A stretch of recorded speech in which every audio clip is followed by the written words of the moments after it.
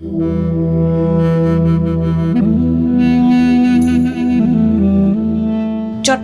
বাঁশখালী উপজেলার মানিক পাঠান গ্রামের জেসমিন আক্তার। বৃষ্টির এই পানি এখন তার পরিবারের চাহিদা মেটানোর একমাত্র ভরসা।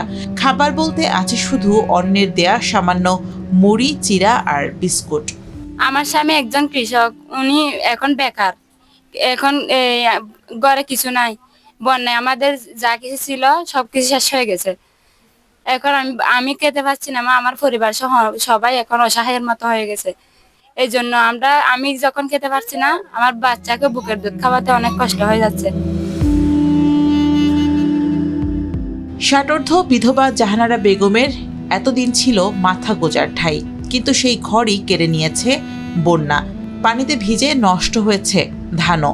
ফুয়ালোর বাপও নাই, এ কষ্ট বিষ্ট করে ফুয়াগুন তুলিলাম, ইয়াত দনসি গেলাম বুঝি এ তার ঘরতে গেল বাজি বিল্লা ঘর নিজে হই দিয়ে এতন দুয়া খাইয়ে রাজ দিয়া নান টান হাসিল দুনো ফুসি গেল গেছি কোন হালত পেলা দিয়ে।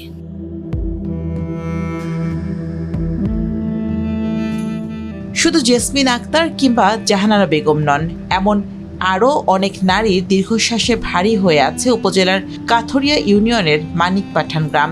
স্থানীয়দের অভিযোগ, বন্যা শুরুর পর থেকে প্রশাসনের পক্ষ থেকে ত্রাণ বা সহায়তা পৌঁছায়নি তাদের কাছে।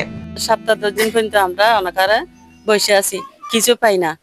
সরকার থেকে ওই অন্য এলাকার থেকে কিছু পাই না।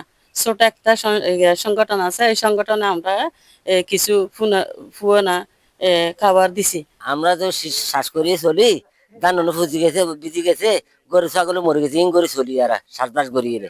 এখন তো নষ্ট হয়ে গরম মেডির সাথে মিশে গেছে, পানির সাথে কিচ্ছু নেই আর। টানা 8 দিনের বৃষ্টিতে সৃষ্ট বন্যায় চট্টগ্রামের সবচেয়ে বেশি ক্ষতিগ্রস্ত বাঁশখালী উপজেলা। প্লাবিত হয় উপজেলার 80% এলাকা।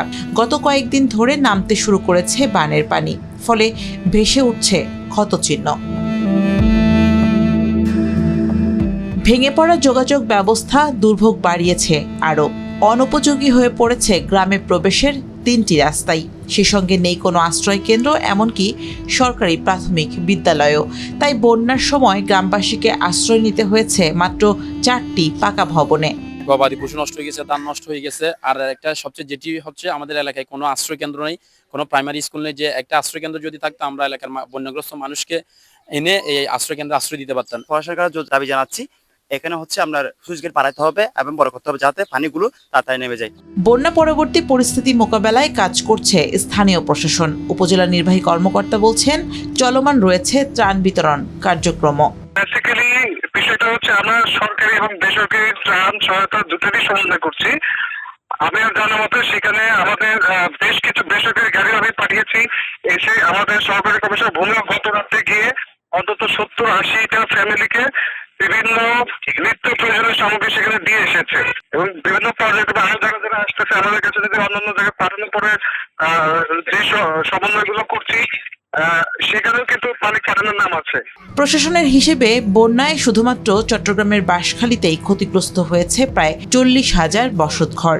ভেসে গেছে 2500 পুকুর, 310টি চিংড়ির ঘের আর 1970 হেক্টর জলাশয়ের মাছ। অবকাঠামো খাতেও সম্ভাব্য ক্ষতির পরিমাণ 15 কোটির বেশি।